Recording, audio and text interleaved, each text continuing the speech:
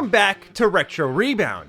In today's video, I am picking up a multi-year mission after a little bit of a hiatus. Ladies and gentlemen, since the beginning of Retro Rebound, we've been playing Dragon Ball games here. Of course, the popular ones we've covered, Budokai, Budokai Tenkaichi, but there were some Dragon Ball games, as they were annualized at one point, that I missed out on. Some popular ones at that, and one of them is right here behind me in Dragon Ball Z Burst Limit. Never really got to this one. Some people describe it to me as Budokai 4. Other people describe it to me as Budokai 1 Remake. That had me really excited. I would kill for a Tekken-style Dragon Ball game nowadays, especially after we got Dragon Ball FighterZ. We need to one-up it somehow. We need a deep, rich, competitive DBZ game, and I feel like that's the key to the castle. But today, we're talking about Dragon Ball Z Burst Limit, because I'm en route to finishing all of the Dragon Ball games. I still have a few left to cover here. Raging Blast 1 and 2, I know, that's my biggest blind spot for sure. I never played Evolution. I gotta, for science, you know. Advanced Adventure, Supersonic Warrior on the GBA, only a few remain alongside Revenge of King Piccolo. So we're getting there. We almost have every single one done, and I thought I'd pick that mission back up. Why is that? I beat 100 Line Last Defense Academy. It was like 120 hours long. I need some quick games under my belt, y'all. Like, I want to have that feeling I got with this one. Sat down one sitting. That was fun. Done. Feels great. The game itself, you know, pretty solid. Got some thoughts, but let's go through my first time playing Dragon Ball Z Burst Limit. If you're new here and you're into nostalgic or retrospective content, you're in the right place. Consider subscribing. Let's talk some Dragon Ball. So, what is DBZ Burst Limit? It is a Budokai-style fighting game that has the Cell Saga, it has the Frieza Saga, it has the Saiyan Saga. Yeah, we're already off to a little bit of a rough start. I was surprised at how thin this game was. You see, the reason I missed so many games growing up is because I didn't have a lot of money, and so when I bought a game, it needed to last me a while. That's why I love games like Budokai 2 and Budokai Tenkaichi 2, because I could play them endlessly. There was so much content, so much leveling up to do, so many board games to play. It was beautiful. So I really got lucky because I'm such a DBZ fanboy that I kind of just missed out on this one, because I would have been so sore if I played this when I was younger, like my one purchase for 3 months, and it's DBZ Burst Limit, which I could beat like that. And also, they include some what-if stories we'll talk about once you finish the 3 main sagas, but that adds maybe an hour of content if you're lucky. Overall, you're left with just the Z Chronicles mode, a survival mode, some versus battles, online play. It's a pretty thin Dragon Ball game. So what does it do right? For starters, this game visually has aged tremendously. I'd say it's right there next to Ultimate Tenkaichi. I mean, we know how I feel about Ultimate Tenkaichi. Oh boy. So yeah, it definitely does not fall in that camp of just looking good and only looking good, because I think Burst Limit is fun to play. It's classic Dragon Ball. Very simple combos, 3D arenas. The actual environments themselves look great. There were some shots in this game, the way they use lighting and color grading together made for some epic fights. Like when you go up in the sky, I honestly don't know if there's a Dragon Ball I get more excited to go fight up in the clouds in than Burst Limit. It looks so good, but it doesn't sacrifice just that simple yet fun fighting that you know a Dragon Ball game for to achieve these looks. Yes, I'm still talking shit about Ultimate Tenkaichi. Like, rock, paper, scissors? Really? Like, I'll never get over that. So, yeah, when it comes to Dragon Ball Z Burst Limit, it looks really good. Character models, environments, animations, they all look great. It feels like a Budokai game except for 360 and PS3, and I am all about that. The main mode in this game is Z Chronicles. So when you're going through the Z Chronicles, it's a classic fighting game, something I miss nowadays, which is as you complete the stages, you complete the battles, you unlock all of the characters. They're not just given to you right away in this attempt to be an Evo-focused fighter where they go, oh, we get it, you don't want to play any stories or single-player content, we got to give you all the fighters right now. I loved and still desire fighting games to wall off their entire roster until you play the bulk of the content. I remember when I was younger and there was like school recess rumors about what fighters were like hidden in Smash Bros on 64, and it was like, hey, if you beat the game on like max difficulty with 1 life, you'll unlock Mewtwo. And it was like, what? Hold on, I gotta try that. And so back before, you know, just gaming without the internet, you had to be there. There was something really special about it, even if the internet allowed me to sit down and do this with all of you, where we just talk about these awesome games. But nonetheless, you go through the Z Chronicles. This is where the game, I think, slips a little bit because the presentation is really nice, but the cutscenes are kind of stiff. They lack the depth that I think really great DBZ cutscenes have, where it's not necessarily elevating the show, it's the abridged version of a couple of sagas, so it's just some basic run-of-the-mill fights. So when you get to the fighting, again, if you've played Budokai, I feel like you've played DBZ Burst Limit. I will say the ability to chain combos, it is this little bit of a hybrid between Budokai and Budokai Tenkaichi. Like, Budokai Tenkaichi has a lot of stun combos where if you charge your attack and you hit your opponent in just the right spot, it'll stagger them a little bit and let you lay on a couple extra hits. You can pull together some really nasty combos, especially mixing in Ki Blast. I did like the combo depth in this game. Very simple, very effective, but also a hybrid of a lot of the series that came before it. However, if there is one major problem I do have with DBZ Burst Limit, it's simply this, okay? In this game, they have this feature called dramatic pieces. So during certain stages of the fight, little cutscenes will play, and they're all pretty similar, but they'll trigger based on certain conditions.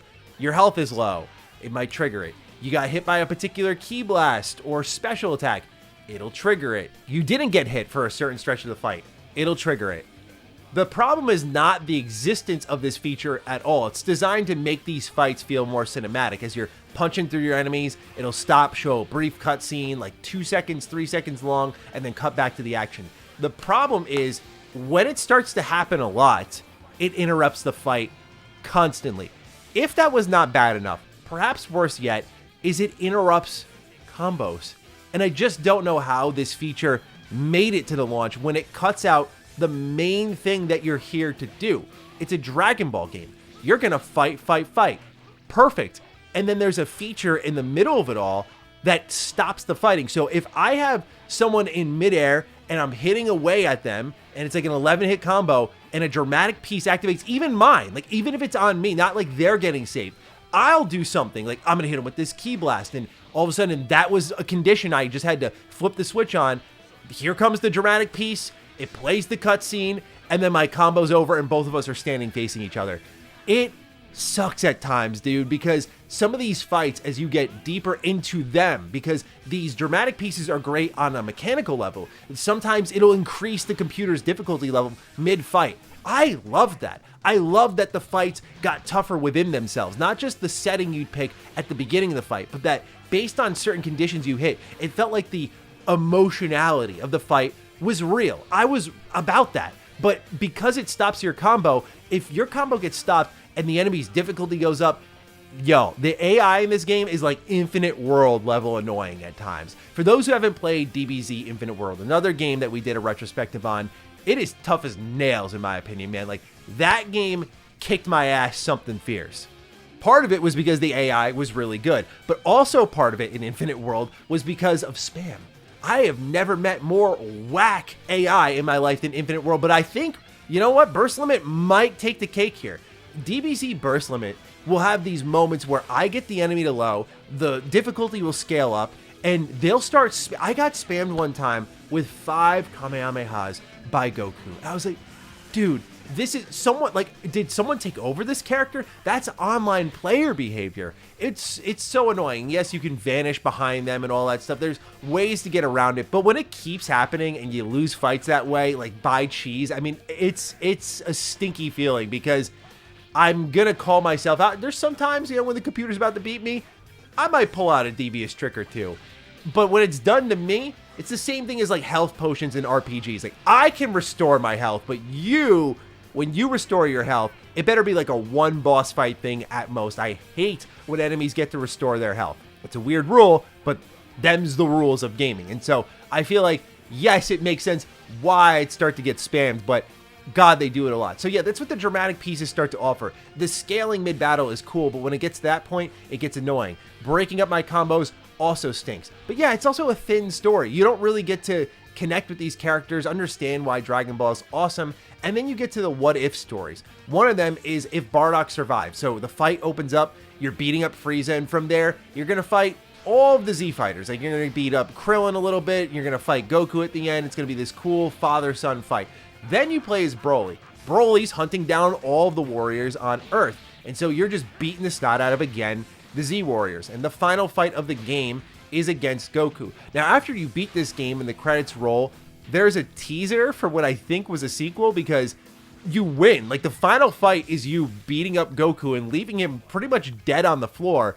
And so after that, as the credits are about to roll, Goku gets up and gets into Super Saiyan 2 form, and then the game ends and the credits roll. So they were planning to do more with burst limit, which I found to be interesting, because if you were to tell me, yeah, the game was incomplete, I'd believe you, because it feels that way, especially when you're cliffhanging a DBZ game, especially in a what if scenario. Like, I'm wondering a bit about like the Boo saga, what's going on there. So yeah, like a lot of things came to mind immediately, but the problem is, to me at least, once you're done with Z Chronicles, there's very little to do. Like, I know tournament mode is very much the Budokai Tenkaichi thing, but tournament mode is not here. There's a survival mode where you can survive 100 fights, but that's just kind of bare bones. There's a versus mode. At one point, you could go online and fight. Obviously, no one's really playing burst limit outside of like me and maybe a handful of other people nowadays, where it's almost impossible to find a match. So that's really what you're left with. Now, as you're beating these Z Chronicle fights, you're going to unlock characters for your roster, but also ally fighters. These ally fighters will also trigger the dramatic pieces. So sometimes they'll come in and save you. This reminds me a little bit of what you got in Dragon Ball FighterZ, where you'd be able to have tag fighters come in and do like their abilities that sometimes would break you out of a combo if you timed it well. But because it turns into a cutscene and it interrupts it all and puts a couple of status effects on you, ignoring the whole difficulty scaling thing, like, you know, attack goes up or defense goes down or fatigue, these sorts of things. These are the characters and combinations that you can unlock. You can select different ultimate attacks. The key inputs in this game are really simple, like side B, down B, up B. Like, it's just really, really simple, streamlined inputs here, but it's all about timing. The game is very much friendly to those who play defensively. For me, especially in single player Dragon Ball, and after playing like a 100+ hour game, I was in brainless Dragon Ball mode. I just wanted to beat some things up. Some characters I think feel way better than others. Of course, kind of like Budokai Tenkaichi, when you start to scale up in power to like Super Saiyan Goku, they have the craziest combos. But there were some characters like Android 17, Android 18. I thought they, during the Cell Saga, felt really good. And there's just something special about that Cell Saga, man. Every time I get there in any Dragon Ball game, it just takes me over. It's not even the nostalgia of it. I'm like, what a phenomenal story still to this day. Like, what keeps me turning the page really is just watching these fights play out and watching these androids develop and feeling sympathy for them, and then seeing Cell stomp out Android 16, which just pushes Gohan further, and Gohan keeps getting pushed. Like, it's so great. Again, the presentation kind of falls apart when it comes to cutscenes. Nothing really crazy there, but just seeing these characters fight and talk, it's awesome stuff. So yeah, ultimately Dragon Ball Z Burst Limit, kind of a bit of a mixed bag, because, you know, a lot of these Dragon Ball games, especially the earlier ones, like, their goal was to bring the anime to life. I mean, the back of the box even mentions that, like, you know, the visuals and the gameplay, it's really tough to tell what's the show and what's the game. And in a lot of ways, they do that. Like, there are certain clashes you do that still gave me goosebumps, like really epic clashes where the camera's rotating, these characters are throwing punches and kicks a mile a minute. Like, that stuff's awesome, but I also feel like it's just such a thin game. Like, even for today's standards, I got this for like $30 off of eBay. It's still very thin. Even as someone who loves and appreciates pretty much everything Dragon Ball, yeah, I'm not like totally head over heels in love with this one, because I feel every Dragon Ball game has a gimmick, but this one just feels like a much prettier Budokai, which isn't the worst thing in the world. Like, definitely when I'm younger and I have more friends coming over my house, firing this thing up, doing a little bit of like the couch competitive play would be awesome. But nowadays, it's not like a Xenoverse or a Kakarot, or hell, we'll even throw out a controversial one like a Battle of Z, where there's like this unique gimmick. There really isn't one here. It's just a very pretty Dragon Ball game for its time. So it lacks a bit of identity in the Dragon Ball Z game timeline for me personally. But I'm curious to get your thoughts. Have you played Dragon Ball Z Burst Limit? Where do you stand on this one? Overall, enjoyed my time with it, but I don't know if it's a DBZ game that I'll be running back to anytime soon. But I leave it in your hands. Looking forward to seeing your thoughts. Other than that, take excellent care of yourselves, and I will see you in the next Retro Rebound. Peace out.